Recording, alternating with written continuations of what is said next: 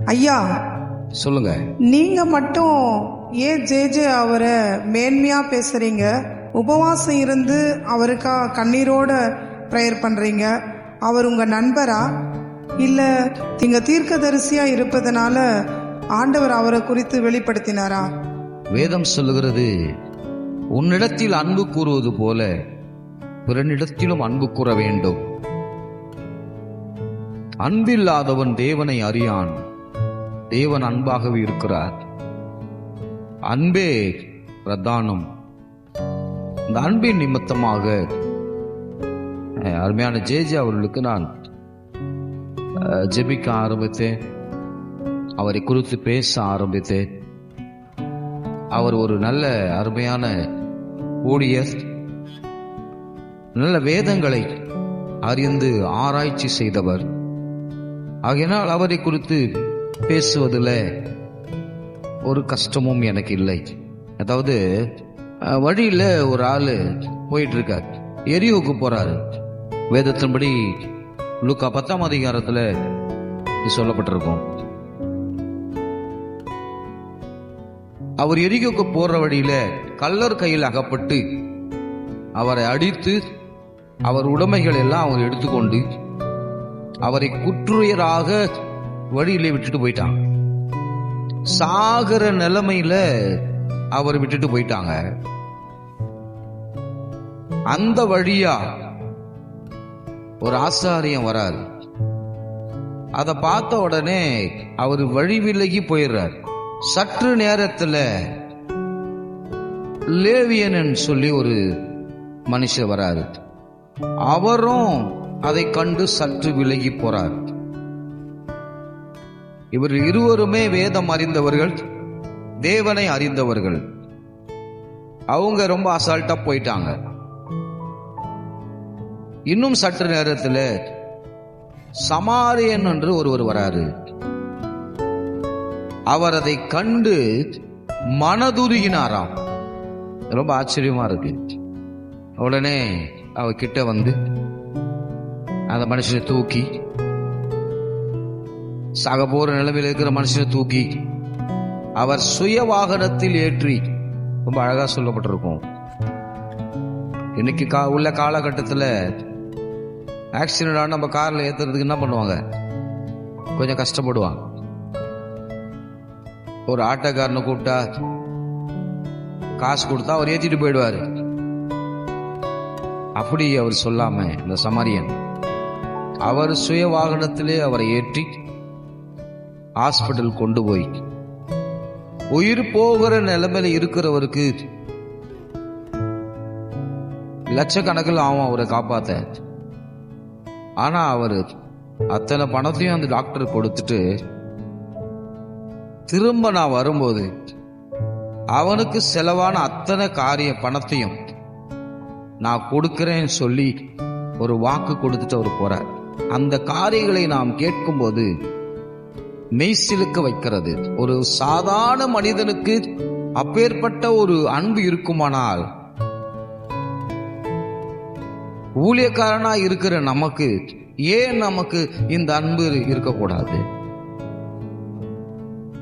இன்னொரு கேள்வி வேற கேட்டீங்க. நீங்க தீர்க்கதரிசி என்பதினால் தேவன் அவரை பத்தி உங்களுக்கு பேசினாரா? தேவன் என்னோடு கூட பேசினார். ஏப்ரல் 13ஆம் தேதி ஜேவுக்கு இந்த நிலைமை வந்தவுடனே அன்று இரவே அவரை குறித்து தேவன் என்னோடு கூட தீர்க்க தரிசனமாய் பேசினார். அவர் சிறையில் உள்ளே அடைக்கப்படும் போது அவர் பின்னாக தேவன் தோன்றி அவருடைய அறைக்குள்ளே அவரும் பிரவேசித்தார். தேவ தூதர்கள் வந்துதான் நமக்கு உதவி செய்கிறதாக நாம் வேதத்தில் பார்த்திருப்போம். ஆனால் ஆண்டவராக இயேசுவே அவரை அந்த அளவுக்கு அவர் நேசிக்கிறபடியினால இயேசுவே அந்த அறைக்குள்ளே பிரவேசித்து அவர் கூட இருந்தார். அப்போ தேவ மனிதன், தேவன் அவரோடு கூட இருக்கிறதுனால, அவர் தேவ மனிதனா இருக்கிறதுனால அவரை குறித்து இன்று வரைக்கும் நான் பேசிக் கொண்டிருக்கிறேன். அவரை நேசித்துக் கொண்டிருக்கிறேன். அவருக்காக ஜெபித்துக் கொண்டிருக்கிறேன். ஐயா, ஜே அவர்களுக்கே தெரியும் தான் தப்பே செய்யவில்லை என்று. அப்படி இருந்தும் அவர் ஏன் ஓடி ஒளிஞ்சாரு? இது என்னோட கொஸ்டின் இல்லை, இது எல்லா மக்களுடைய கேள்வியா இருக்கிறது. இதற்கான சரியான பதில் யாரும் சொல்லலை. நீங்க அதற்கான பதிலை சொல்ல முடியுமா? சரி, மக்கள் கேட்கிற கேள்விக்கு இதுவரைக்கும் யாருக்கும் சரியான பதில் சொல்லவில்லை என்பதனால நான் உங்களுக்கு தெளிவா சொல்றேன். தப்பே செய்யாதவர்கள் போலீஸ் கிட்ட போயிட்டு உடனே சரணடையணும் அப்படின்னா கொஞ்சம் கஷ்டமா தான் இருக்கும். இந்த போலீஸ் விசாரணை என்ற போது கொஞ்சம் கடினமா தான் இருக்கும். அதனால போலீஸுக்கு எல்லாமே பயப்படுவாங்க. அவர் நிறைய உலக அடிதடில் இந்த காரியங்கள்லாம் அவர் பார்க்காதவர். அவர் 24 மணி நேரம் ஊழியம், கர்த்தரை பாடுவது, கர்த்தரை துதிப்பது, அவருக்கு டைமே இல்லாம அவர் ஓடிட்டு இருந்தார். நாங்கெல்லாம் பார்த்தீங்கன்னா சிறு வயதிலிருந்தே பல சண்டைகள், கிராம சண்டைகள், அடிதல் பிரச்சனைகள் இதெல்லாம் பார்த்து பழகிருக்கும். போலீஸ் என்றாலே பார்த்தீங்கன்னா ஒரு விசாரணைகள் கொஞ்சம் கடுமையாக தான் இருக்கும். நான் ஒரு விஷயத்தை உங்களுக்கு ஞாபகப்படுத்துறேன். ஒரு சமயம் பொதுவான மக்கள் நடமாடும் இடத்துல 2 வாலிப பிள்ளைகள், 20 வயசுக்குள்ளே இருக்கின்ற வாலிப பிள்ளைகள், அவங்க இந்த பப்ளிக் இடத்துல 2 பசங்களும் ரொம்ப சத்தமா பேசி, அங்க கிரௌடான இருக்கிற இடம் பஸ் ஸ்டாண்ட், அங்க சுற்றி பெரிய பெரிய கடைகள், மக்கள் நடமாட்டம் அதிகமான ஏரியா அது. அங்க அது 2 பசங்களும் 2 பேரும் க்ளோஸ் ஃப்ரெண்டு. ஆனா அவனுங்க அடிச்சுக்கிற மாதிரியும் திட்டிக்கிற மாதிரியும் ரொம்ப சிரிச்சு கேலாட்டா பண்ணி கிண்டல் பண்ணி அந்த ஏரியா, அந்த இடமே மக்கள் அப்படியே அவங்கள திரும்பி பார்க்குற அளவுக்கு பெரிய ஒரு சலசலப்பு நடக்குது. அப்ப மக்கள் எல்லாம் அதை பார்த்துட்டு இருக்காங்க. வழியில நடந்து போற வாலிப பெண்களுக்கெல்லாம், சகோதரிமார்களுக்கெல்லாம் அது கொஞ்சம் டிஸ்டர்பா தான் இருக்கு. அத நானும் என்னுடைய பைக் நிறுத்திட்டு நான் துணி கடைக்கு போகலான்னு சொல்லி இறங்கி பார்த்தா இந்த காரியத்தை நானும் அதை கொஞ்சம் பார்த்தேன். கொஞ்ச நேரம் நானும் அதை ஒன்றும் சொல்லாம என் வேலைக்கு நான் கடந்து போகும்போது திடீரென ஒரு போலீஸ்காரர் வந்தார். அவர் ரொம்ப ஹைட் வெயிட்டா இருக்கார். அவர் தூரத்திலிருந்து அவரோட காட்சியை பார்த்தாருன்னு நினைக்கிறேன். வந்த உடனே அவரும் அவனுங்களை எதையும் கேட்காம அவரும் அந்த இடத்தை தாண்டி போயிட்டே இருக்காரு. ஒரு ஸ்டெப் போனாரு. ஆனா அவனுங்க கிக்கின்னு சிரிக்கிற சத்தம் மட்டும் ஒரு காதல கேட்டுச்சு. ஆனா இப்போ ஒரு பெரிய அதிகாரி வராருன்னா சேட்டை பண்ற பசங்கள்லாம் சற்று அமைதல் ஆயிடணும். போலீஸ்னாலே ஒரு பயம். ஆனா அவனுங்க அப்பவும் சிரிச்சானுங்க. உடனே அவர் திரும்பி வந்தாரு. 2 பேரையும் 2 கையில அந்த கழுத்தை போட்டு இறுக்கி பிடிச்சாரு. அந்த ஹேம்பிட்ல 2 கை அந்த தலையும் மாட்டிருக்கு, கழுத்து அப்படியே போட்டு ஒரு இறுக்கி அவனுங்களை அப்படியே நடக்க வச்சு கூட்டு போற. துடிச்சு போயிட்டானுங்க. அப்படியே பிடிச்சி இறுக்கி தரன்னு இழுத்துட்டு போறாரு. கிட்டத்தட்ட ரொம்ப தூரம் அந்த ரூட்டை கிளியர் பண்றாருக்கும் வரைக்கும் அந்த ரூட்டை அவர் கிளியர் பண்ணாதான் வந்தார். வழியில மக்களுக்கு டிஸ்டர்பன்ஸ், ஆட்டோ நிற்கும், வாகனங்கள் நிற்கும், இதெல்லாம் ரூட் கிளியர் பண்ற ஒரு அதிகாரி. அப்போ அந்த ரூட்டை எவ்வளவு தூரம் கிளீன் பண்ணணும் அவ்வளவு தூரம் அவனை இழுத்துட்டே போறாரு. நானும் அதை பார்த்துக்கிட்டே பின்னாடி போறேன். காரணம், எனக்கு சின்ன வயசுல போலீஸ் ஆகணும்ன்ற ஒரு ஆசை. ஆனால் இந்த போலீஸ் மேட்டர்லாம் வந்தாலே நான் கொஞ்சம் தெளிவா அதை நான் கவனிப்பேன். இப்போ நான் வெளியில அவர் கூடவே நானும் பக்கத்துல லைன்ல நான் போயிட்டு இருக்கேன். கொஞ்சம் தூரம் போன உடனே அவங்க 2 பேர் தலைய முடிய பிடிச்சி ஒரே ஒரு இடிச்சாரு பாருங்க. பொதுமக்கள் நடமாடுகிற இடத்திற்கு நம்ம எந்த டிஸ்டர்பும் கொடுக்க கூடாது, இனி இந்த மாதிரி செட்டப் பண்ணக்கூடாது என்ற ஒரு காரியத்தை அந்த போலீஸ் அதிகாரி ஒரே அடியில சொல்லி கொடுத்தார். 2 தலையும் போட்டு ஒரு அடி அடிச்சாரு பாருங்க. அது அவனுக்கு பெரிய ஒரு பாடத்தை கற்பிச்சு கொடுத்தது. அதனால இந்த போலீஸ் விசாரணை என்றாலே கொஞ்சம் வித்தியாசமா இருக்கும். ஒரு நாள் என்னுடைய தம்பி கூட பாத்தீங்கன்னா, நாங்க ஃபைனான்ஸ் கலெக்ஷன்ல இருக்கிறோம். நாங்க ஆந்திரா போயிட்டு அதை ஒரு 3 இடத்துல பணத்தை கலெக்ஷன் பண்ண வரணும். 2 பேருமே ஒரே ஆபீஸ்ல வேலை செய்யறோம். இங்கிருந்து நாங்க 4 மணிக்கு கிளம்பினாதான் நாங்க அங்க 7-8 மணிக்கு அந்த மக்களை பார்த்து பணத்தை நாங்க வாங்கிட்டு வர முடியும். அதனால என் தம்பியை 4 மணிக்கு என்னை வந்து அவன் பைக்கில் டிராப் பண்ணும். 4 மணிக்கு வர வழியில போலீஸ் ரெய்டு போறாங்க. சந்தேக கேஸ்லாம் பிடிக்கிறாங்க. 4 மணிக்கு ஏன் இங்க போற, எங்க போற? அவன் வித்தியாசமா பதில் சொல்லிட்டான். அண்ணன் வீட்டுக்கு போறேன்னு சொன்னான். கொஞ்ச நேரம் கழிச்சு எதுக்குன்னா நான் வேலைக்கு போறேன். அப்ப அவங்க சொன்னாங்க, 4 மணிக்கெல்லாம் எந்த கம்பெனி திறந்து வச்சிருக்கான் உனக்கு வேலைக்கு? ஒரு பக்கம் அண்ணன் வீட்டுக்கு 2 விதமா பதில் சொல்ற நீ. உடனே அவங்க சந்தேகத்தின் பேர்ல அவனை வேன்ல ஏத்திட்டாங்க.